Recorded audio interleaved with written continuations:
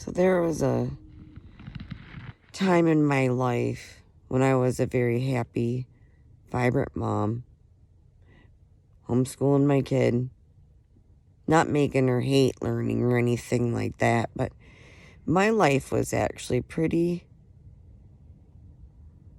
satisfying.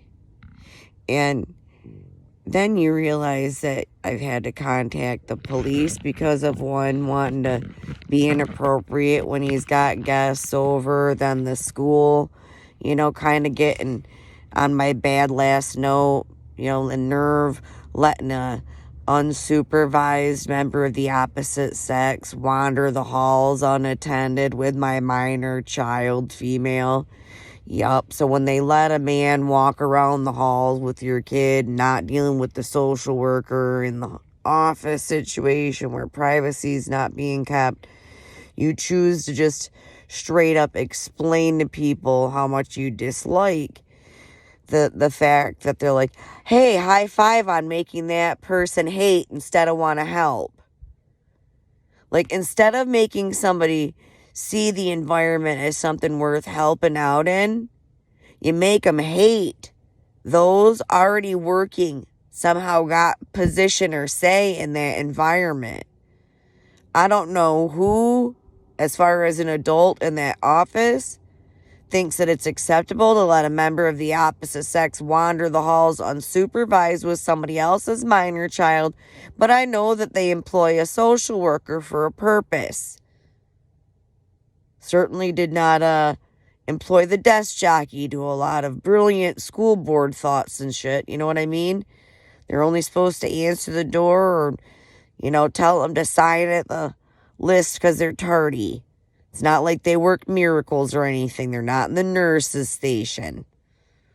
They're a desk jockey. They don't make the decision to let you and somebody else wander the halls with the school. Kent Intermediate School District, Kent City. Elementary school. Disgusting. And my dad's like, let's put her right back in it. Somehow it's a safe place. She's safe there. No, she's not. Sick ass. You're bringing sexual deviants I silent observed on right to your house. Are you being given drugs? Oh, now look at who's disgusting from across at the neighbor's house, too. Ooh. Oh my God, my milkshake literally brings all the sexual, perverted, mentally ill, dysfunctional, sick asses from the local community right up around me, it seems like. And it's hurtful. There was a time that I said something about a woman on TikTok being absolutely repulsive to some people. She might have been a beautiful lady in the military, but to me, she's just a disgusting whore bucket. Okay? She's the type that wants to know straight up, are we going to have sex or not?